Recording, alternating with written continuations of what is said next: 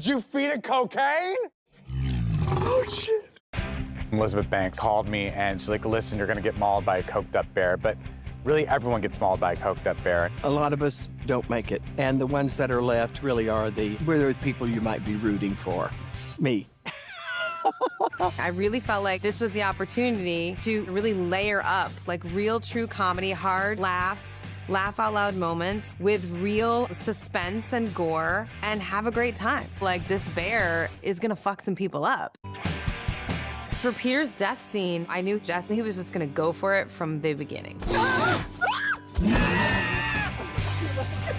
So we're here on set, which is a forest. The first half of this movie was me and Margot and Jesse in the woods doing ridiculous things. We've been shooting this bear attack that happens in a tree for about 4 days now. Now we're getting to the part where things really get ugly, literally. This is a guy who thought that bears were his friend and that they were never gonna hurt him. Today is a really sad day for Peter. Everything he thought he knew about bears is false, especially when a bear has had too much cocaine. He was game to go up in that tree, like for real. So I said, all right. He went to a bunch of rehearsals where they put on the harness and they strung him up. You're safe. Bears can't climb trees. Of course I can! The scariest part for me was actually falling backwards. God damn, that's scary. Sort of like a trust fall, but there's no one actually there catching you. It's just a wire, and you're also 30 feet up in the air. They put all these just-in-case mats down at the base of the tree, and that actually made me more nervous. There's a bit of special effects makeup on this. I mean, when you're in a movie where a bear is gonna maul people, a lot of people don't know this. They don't actually let the bear maul you. We tied a whole blood rig to him that was gonna pump blood all over him, upside down. We brought this bad boy out.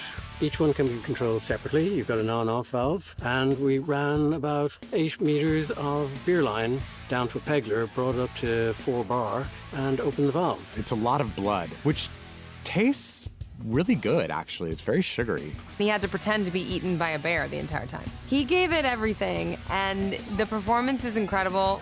We really don't cut away from it. For a long time, we really wanted the audience to be in it with him and the horror of what was happening to him. Oh, no, God. No! No! Get off of me! No! No! No! Get off of me!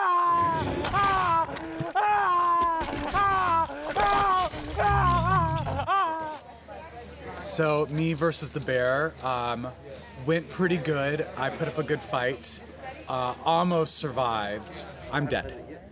The visitor center attack, I imagined it from minute one. I remember drawing a picture in my script of the room and that we were gonna sort of create a very flat piece where we could see everything in the same frame. Once we built a set, the camera actually went into the fireplace so that we could get the wide angle lens that I really wanted and lens the room properly. In the scene, Cookie the bear is trapped inside a storeroom, and one of our characters walks in, sees the bear, starts stepping back. Then the bear knocks the door down, forcing the actor onto the ground. 3, 2, 1. To achieve this, we're using a RAM, which we can build up to 500 PSI or as low as 10 PSI. That way we've total air control over how much force is placed on the door to remove it from its hinges. I fall down on the ground, have the door on me, and then Alan, who's the nicest guy in the world, plays the bear, and he's jumping up and down on me, and they have like a mat between me and the door that's kind of like taking some of the pressure off. It's been very scary, and it helps the acting because there's actually someone on top of me jumping up and down. This is our drool rig.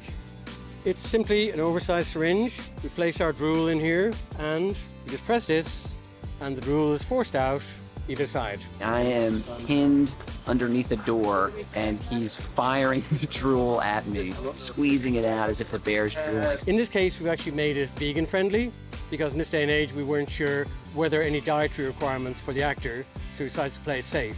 So this is fully and totally vegan drool. I've developed a taste for it, actually. That's what they're giving me for lunch now. They stopped giving me food. They just give me little cups of the fake drool. The exciting thing to me was figuring out how to shoot Ponytail in the head. I was like, I want full on camera and I want his brains to come at camera. That's a fucking bear. The prosthetics, rig, everything It's the first time dealing with something like that, and I couldn't have been better hands, and the people were so professional, the design. It was so cool. I was like a kid in a candy store, a very bloody candy store. Ponytail had a gunshot wound to his head that was made by Weta and applied by Katie Sherwin. The bit where the skin is like, and we got a bit of bone here. Oh, it's gnarly, isn't it? That's a very creative piece and a heavy piece to apply. Weta came up with a great application method using lace and clips for the back of the piece because it's quite weighty. And then Katie Sherwin here in Ireland did a beautiful application. So I spent half my time walking around with this massive wound in my head, which I was kind of like Santa Claus on set. People just come and take photos with me. The best thing that happened on set was Ranger Liz. I mean, her reaction to shooting this guy in the head when she screams, that just came out of her. Ah! What the fuck?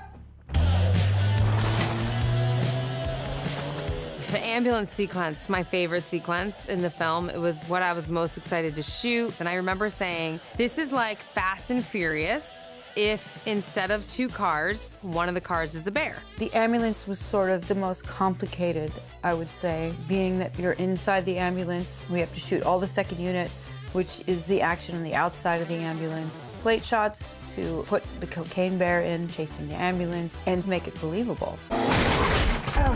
Jesus Christ, shoot it! Shoot it! Poor Beth, the ambulance driver, is like, I don't even know why this bear's chasing us. Nobody does. You have Ranger Liz trying to shoot it. We already know how well that goes. This woman couldn't shoot a stop sign that was in front of her nose. Liz meets her end on a gurney, being dragged with her face in the gravel, slashed up by the bear, and not pretty. I told Elizabeth Banks, I said, I didn't know that I would have to do that, or that, or that. She said, well, you read the script. I've done many stunts. You know, I'm a pro at it, really. Can't even get my leg on the frog. And then sweet Scott Seitz's character just getting yelled at by everybody and just trying to figure out what the heck's going on. They had me strapped into the back of the ambulance. I was standing on the back. We were driving down the road. And I swear to God, it felt like they were going 100 miles an hour. Like, I was getting so much adrenaline. I think we hit like 20 miles per hour maximum. Well, it doesn't end well for me, I'll tell you that. It does not end well. I'm in the back, screaming. Bear catches up, jumps in the back of the ambulance, and basically, you know, tears me to shreds. And then it crashes, and my partner in the front goes through the windshield. It's pretty nasty. It was really important to me that we show the fallibility of the humans in the story, that this bear is not the big problem here. The humans are the problem. So to me, it was really important that some of the humans be the reason why people die. So Ranger Liz shooting people, the car accident, the flipping out of the gurney, all of those things became just like, how do we make sure that we surprise the audience and we don't just have a bear killing machine?